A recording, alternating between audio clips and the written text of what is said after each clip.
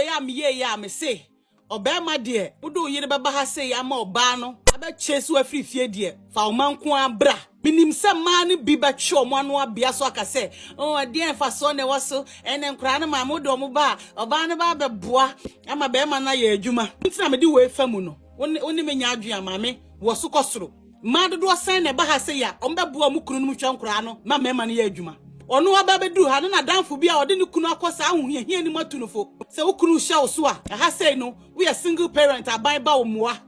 se we are single parents now we are oba na saban ba omoa single father sinso no we are single father aban ba omoa. This is not funny anymore. Ukokwan no hu se mema blacks akantinka otimu be ma na ntuo be ma ni monyamfo onam kwan ho no aye donkey Ubekasa dodo na yakata for no. Get closer to them. Most of them are speaking Ghanaian languages. Me Ghana for me man go. Not Ghana. Me bakwa brochi on me ofakwa brochi me bra kwada da maintain nka. Ni ira manaya junkie. Ira chasing out of the house. I'm out bra no. On them kwan ho. Who know where about. Now just say this is not funny anymore. Sana ba ya me say me man for man bra. Bring your kids. Near they say chama warrior me time crown say. Continue shan crown no. Upon child support sika obeji omu nyina no. No jan crown ho. No nam to living.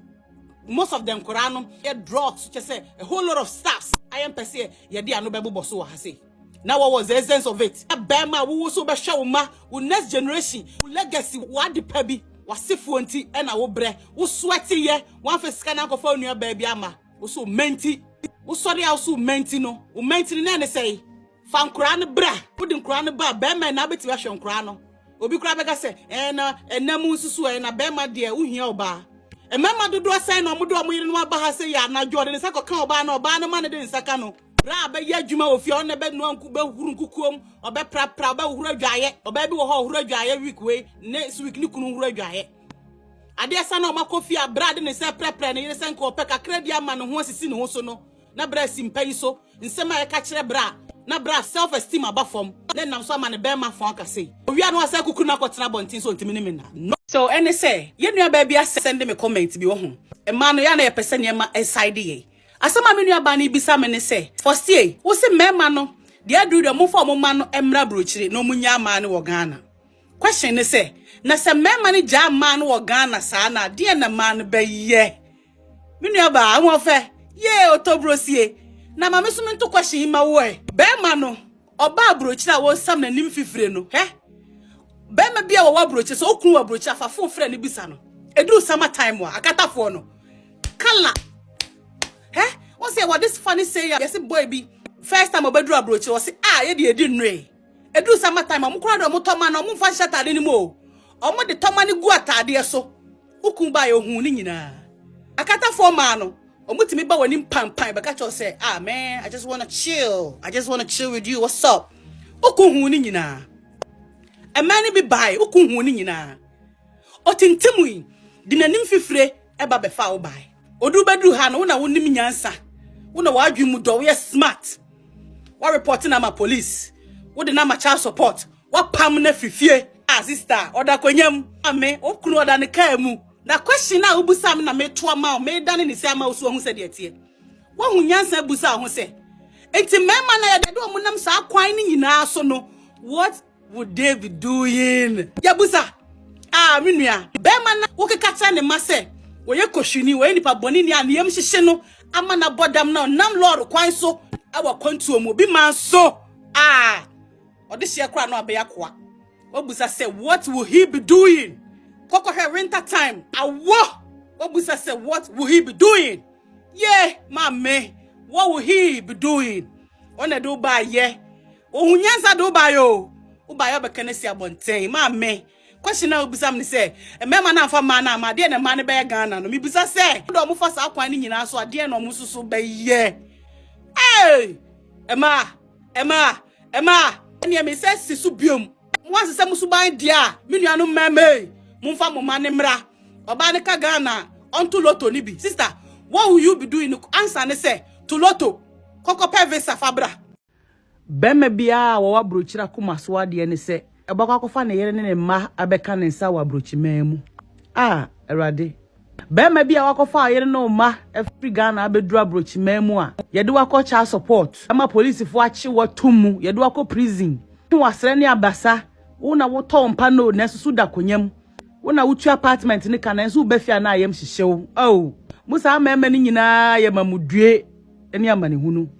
Munguye nenso so de omaye mu de fa nyina mowuo. So obeti usika kofo ba besia afri Ghana aba na obeduru na ofum sika. Na bema na yesi bema ne numa duru a enwunu nti odo yire dofo atena se na aka yenzo ba de wuye die eti akoma. Obeyi asase sawa betena social media etwa wala pa obi bebisa se ne way forward ne say rado si ensu fra de hia dem na abaji yeso dendere sandere kebe bema bia wo ha wo yire no ma wo Ghana ukofo ma banye bone uni akukoduru a don venture minim bema bia pensem fune nsemfunu nti one ne ma enete ha ukofa o ma free Ghana baha nkura no omumefa anko child support so the nkura no baha now you bema we single parent na nkura no do so a there are a lot of benefit a wo bema no betimi apply amount saka no wa adwuma kakra akwa ba behwe o mai pass obakwa akofa wo no abet lendere sende boss munwe hu mienu minim se mai ba ya me de mu o dzene na so enough is enough wo ba akropa brochira ba to loto ni bi ne bra beda munyina mo ase baby visa say e die na mema famu a ebetimi anase ema mema ye depressed nenso omo aye din omo nkasa omo afa ne normal beda ma me fra manim kakra ye hwe wedding be ma ko hu oba o so okwa akoye ne ho ade beda mo hwe wedding ceremony no hwe mema na ho fama na hwe ye ma hwe ya ho fama efiri ya pempem kosi ye na ase na hwe mema no so esoro ebesi omo fom ye mfa ko anim kakra nso so oba na wo mo koy adore wo de hwe menua bema pa se do gina ho hwe bema no ho odi gina ho na hwe almighty hwe oba hwe se do gina ho why say do kotwe ase akokono ase nkoro so wano moja why say ma na bema na wo se nchenam ay sa da paso mo hwe mema dwuma o moye na mo hwe ma ya dwuma ye ewo mo se ma ne bi bread me ka the majority bema dwuma bia wo ye bia ye wiaso adwuma hwe mason fitter painter wiaso kwa constructions painters o tarda bema dwuma bia ye dwumaden hwe oba adwuma ubotre utinyunu mu uhihye more utinyunu mu uhihye niase utinyunu mu opamade utinyunu mu nti de bia ya hye se dokotwe mamisa afa nkomachi kakra wo de sexual life oba ne bema kohie namu a bema ne pu ne hunsuo ma oba enu se protein ehihye ba why say sochi na ada ho onu da wi a wasa ko jirate onu da ye ma mesika ama sika nya dai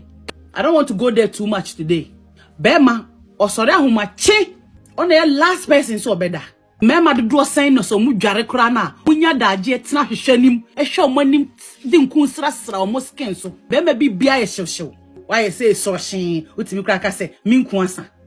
madam tunim sa de we ema bema nya depressed